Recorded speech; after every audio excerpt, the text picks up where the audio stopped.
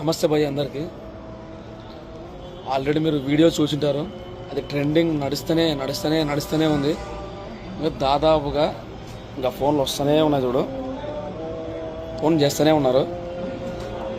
పెద్ద అయిన దాంట్లో బర్త్డే ఫంక్షన్లో నేను మాట్లాడడం తప్పే, చిరంజీవి గారి బర్త్డే ఫంక్షన్లో నేను చెప్పడం తప్పే పెద్ద అయిన దాంట్లో. కాకపోతే నేను కెమెరామన్ గంగతో రాంబాబులే డైలాగ్ నేను ఫిక్స్ అయినది అది. ఇది ఆన్ ది స్పాట్లో వచ్చింది. ఈ డైలాగ్ చెప్పినాను. కానీ మేము నిజంగా చెప్తున్నాం, కళ్యాణన్న కోసం నా ప్రాణం ఇవ్వడానికైనా సిద్ధమే. ఇదైతే నేను నేను భయపడి చేయట్లేదు. నిజంగా చెప్తున్నాను, ఏదో భయపడి అస్సలు చేయట్లేదు. నాకు తెలుసు, నాకు నిజంగా అంటే ఇట్లా జరుగుతుందని నాకు అసలు నాకైతే తెలియదు.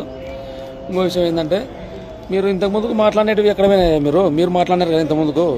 చిన్న పిల్లలతో మాట్లాడిస్తున్నారు మీరు. ఆయన బొరగడ్డ అనిలు ఆయన మాట్లాడినారు కదా, ఆయన పేరుని నాని ఆయన మాట్లాడలేని ఇంతకుముందుకు పచ్చి బూతులు మాట్లాడినారు కదా. అప్పుడు ఏమైనారు మీరంతా? అప్పుడు ఎక్కడున్నారు మీరు? అప్పుడు అప్పుడు అప్పుడు అప్పుడు అప్పుడు వినిపిస్తావా? నేను ఏది బూతు పదం మాట్లాడలేనాడా స్టేజ్ పైన.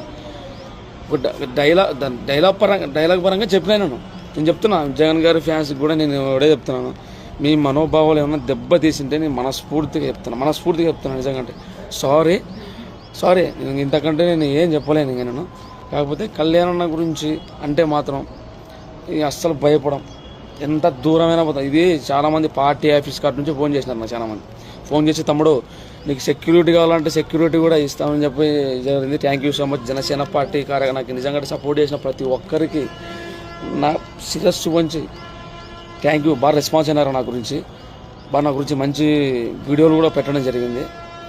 Thank you so much. అలాఫీ. జై హింద్.